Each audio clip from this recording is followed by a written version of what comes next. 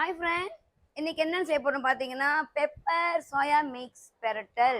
Okay, இந்த soya mix பார்த்தீங்கன்னா நீங்கள் வந்து அவசரமாக செஞ்சு சாப்பிடணுன்னா அடுப்பு குறைச்சிட்டேன்.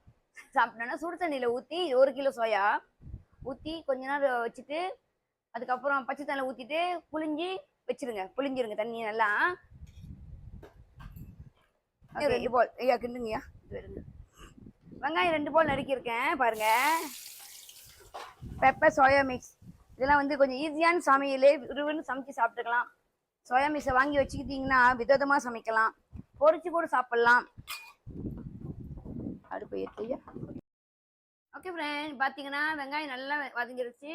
இப்போ நான் இஞ்சி பூண்டு நல்லா திக்காக அரைச்சி வச்சுருக்கேன் ஒரு பவுலில், அது ஊற்றி நல்லா கிண்ட போகிறேன். பாருங்க, இஞ்சி பூண்டு பார்த்தீங்களா இவ்வளோ திக்காக அரைச்சி வச்சுருக்கிறேன். ஓகே, நல்லா கிண்டுங்க. கிண்டிட்டு கொஞ்சம் வதங்கணுன்னே மற்றவங்ககிட்ட சொன்னல சோயா மிக்ஸ் வந்து வேக வச்சு வச்சுக்கோங்கன்னு. அந்த சோயா மிக்ஸ் எடுத்து நீங்கள் போடுங்க. பாருங்க, சோயா மிக்ஸ் வந்து நான் வேக வச்சு நல்லா புழிஞ்சிட்டேன். சுடு தண்ணி ஊற்றி வேக வச்சு நல்லா புழிஞ்சிட்டேன். அப்போ ஓகே ஃப்ரெண்ட், பார்த்தீங்கன்னா சோயா மிக்ஸ் வந்து நல்லா இஞ்சி வாடை போயிடுச்சு. நல்லா போனோடனே என்ன செய்யுங்க, உப்பு போடுங்க. உப்பு பாருங்க, ஒரு ஸ்பூனில் நிறைய எடுத்து போடுறேன். சாப்பிட்ற ஸ்பூனில் நிறைய போட்டுருங்க. அதுக்கப்புறம் பார்த்தீங்கன்னா மெழுகு, அரைச்சி வச்ச மெழுகு தூள், கருப்பு மெழுகு தூள் போடணும். ஒரு கரண்டி போடுங்க.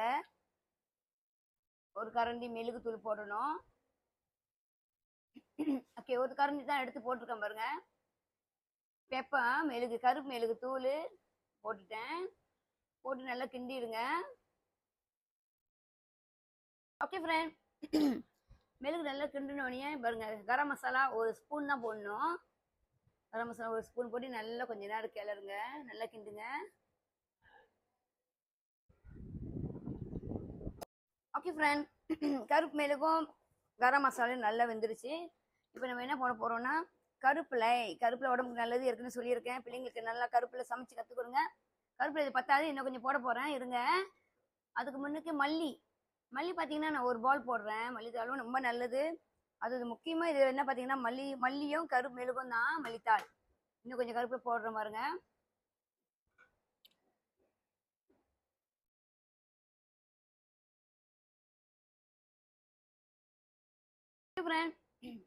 இன்னும் கொஞ்சம் கருப்பில் போடுறேன் பாருங்க.